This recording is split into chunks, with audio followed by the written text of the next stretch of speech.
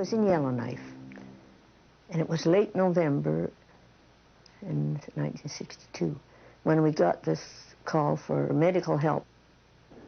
And I had a trip to Snowdrift with the Superintendent of Indian Affairs, Ken Kerr.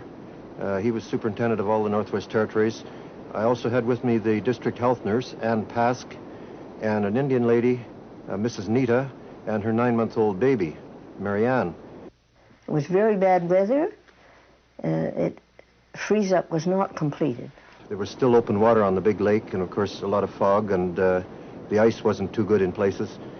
However, we departed for Snowdrift. It was scary in that you couldn't see where you were. And the fog was very, very thick, and then it started to snow, and it started to snow quite heavily. Mike decided, well, he knew we had to come in to land. We couldn't fly in that. I was flying a courier, a Helio courier, with hydraulic wheel skis, and I put the skis down and landed on the ice. After we landed, Mike got out with his axe to check the thickness of the ice, and Ken got out too. There was only about an inch of snow on the ice, but I had 9 inches of blue ice and still no water, so ice was the last thing on my mind. We stayed in the plane, and they found there were tracks on the ice, a man and the boys, and they turned around and came back. So they knew there must be habitation somewhere near. So we went back to the airplane, and I said, well, no use walking. I know where the camp is now. We'll taxi. So I fired up the airplane, and we started taxiing along between the islands. We were traveling along at about 25 miles an hour and doing just fine, and suddenly Ken hollered, "Black ice," and crash, through we went, and water came right over the top, and the airplane very abruptly stopped and started sinking. Mike shouted, "Bail out, bail out." I was out the door like a shot. I was very familiar with the door, and Ken was right out behind me, out my door. The wings were already down almost to the ice. So we were caught in the sinking nose of the plane. Well, the door was on the right on this plane. It was the only door on the back seat. And it was down. It was well underwater. I tried to kick in the window, and I only had moccasins on, of course, mucklucks. The axe that I had used to check the ice, of course, was in the airplane under the back seat. I couldn't kick it in, and I, at that time, broke my foot, but I didn't realize it. As the child got immersed in that icy water, it yelled. It yelled. She yelled for quite a while. Finally, I ran to shore, and I got a big pole, and I rammed it through the back windows to hold the airplane from sinking any further in the ice. I almost had to spit the water out of, well, I did spit the water out of my mouth. It was coming up over my chin, I suppose, up to my chin, side of my cheek. And then I broke through the ice. I fell through right up to my armpits, and Ken pulled me out, and by this time the airplane had settled down so that the wings were touching the ice. I knew it was resting on the wings, but I also knew it was sinking slowly, yeah. I could see the stitches on the lining of the fuselage, and it was going up stitch by stitch. Well, about this time, I happened to look up on the great cliffs rise right out of the water there, and quite a ways up this big shore was an Indian. So I started screaming at him in dog rib. I didn't know if he knew the situation or not. And he nonchalantly walked down onto the ice, and he walked up to me, and he said, "What's the problem?" in perfect English. And so that was Joe Deserly.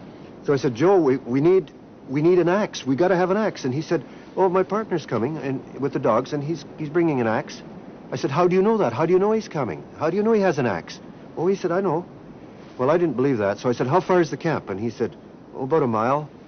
So I took off running, and I ran as hard as I could to this camp. And just then, here came Joe Fat, down off the island onto the ice with the dogs. I dived face first into the sleigh, and I said, "Go as fast as you can," and away we went.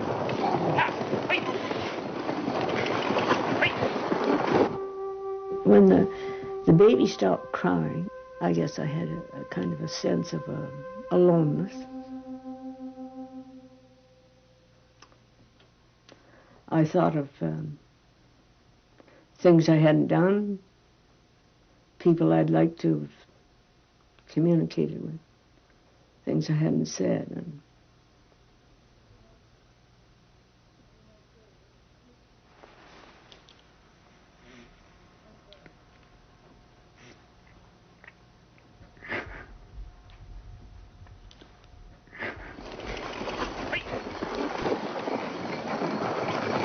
So we got back to the airplane, and Joe Deserly grabbed the axe, and by the time I got myself out of the carryall, he had knocked all the antennas off, and he was starting through the roof.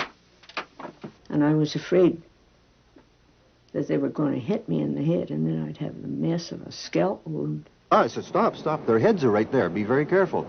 So we cut it all along and opened it up like a sardine can, and I could see their heads immediately. Well, I pulled the baby out. The baby was first, and the baby was rolling. And the baby was foaming and at the mouth, and it was blue. I thought it was dead. So I threw the baby, and it went tumbling over against the shore. And then I pulled Ann Pask out. He pulled me past a fret in the fuselage that required him to put my head the rest of the way under the water. And, you know, one of the things I thought of, there goes the last of my coiffure. I would look like a drowned rat. So he dragged me out. And I remember thinking, oh, this must be the way that a baby being born by cesarean section must feel like. I laid her on top of the wing. She was unconscious. I thought she was dead.